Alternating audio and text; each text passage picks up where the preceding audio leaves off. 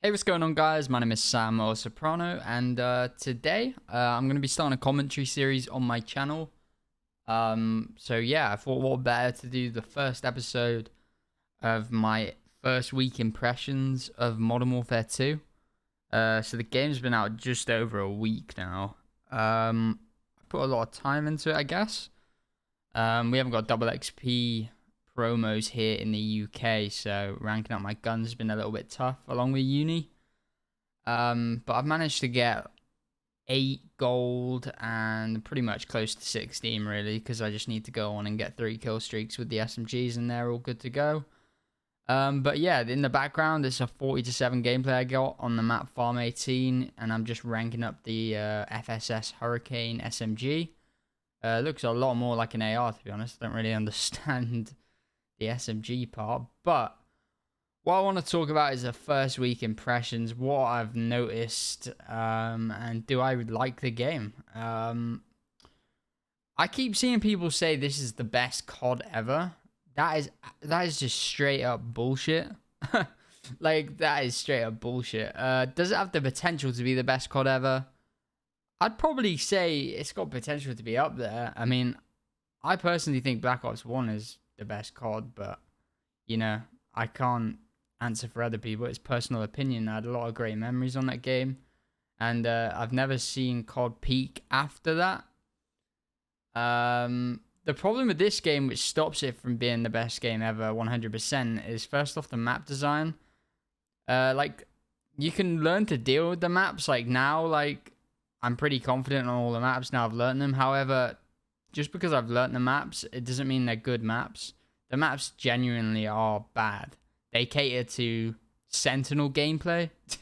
That's a phrase that's been thrown around a lot lately, Sentinel gameplay. And I'll get on to the next point about SBMM. This is the biggest thing harnessing the Call of Duty franchise to players who play Call of Duty the way it's meant to be played, as opposed to the way it's sort of being forced that you play the game. Like, Call of Duty back in the day was all about running around the map, gunning, having some fun. You'd very rarely see a Sentinel. I mean, I think the introduction of a riot shield certainly does not help the matter at all. But the problem mainly is SBMM in this game. It's so fucking strong. I'm playing this game actually on American servers with my American friends. For whatever reason it is, I just seem to find that the SBMM is just not that strong on American servers. Don't get me wrong, sometimes I'm being a blender on them, but if you're in a blender, it will reverse pretty quickly. However, on EU, I can be in a blender and I'll still go positive. And I just never get like a breath of fresh air with like a nice lobby. Whereas on NA, I can drop 50. Next game, I can drop 50. Next game, I can drop 40. Next game, I can drop 50. And it just goes like that. And it's just fun.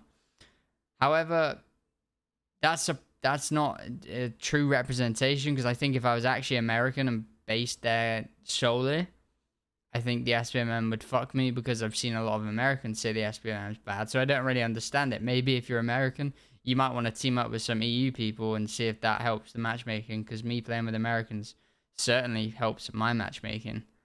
But the SBMM is ridiculous. Like, we thought it was bad in Warzone. I did the other master camos. It was pretty bad in Vanguard, but it wasn't unbearable. It wasn't really that bad in Cold War, in my opinion. Like, it was definitely there. You could feel it. But when I say it wasn't that bad, I'm comparing it to this.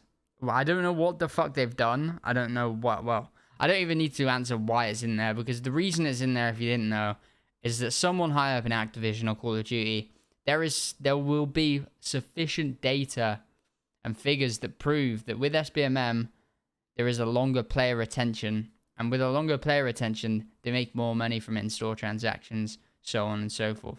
That's why SBMM's in there. But it just sucks that it seems that greed has taken over Call of Duty. That's what it feels like to me, because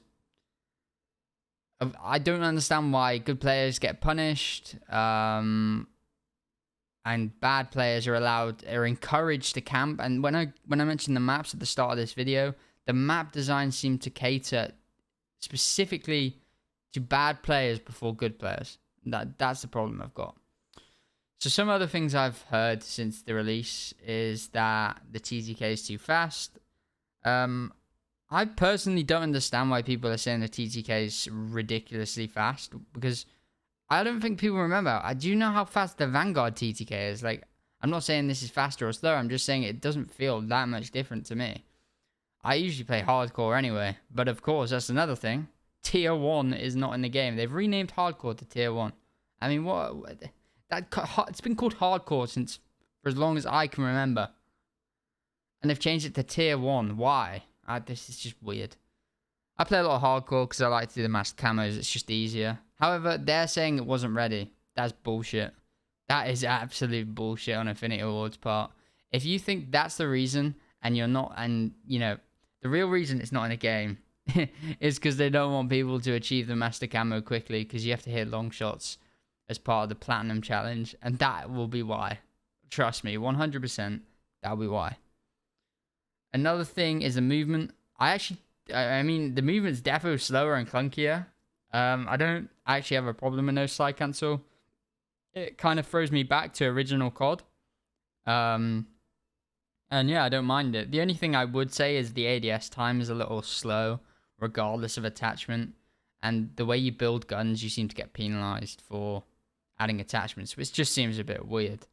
But they're like my kind of general thoughts. I'm gonna make a video going into a few of them in more detail. But it's my first commentary, so any comments on constructive criticism would be great. And yeah, if you would like the video and subscribe, because you're getting close to 1,000 subscribers, mean a lot. And I'll see you in the next video. Thanks for watching, guys. It's been Soprano. Peace.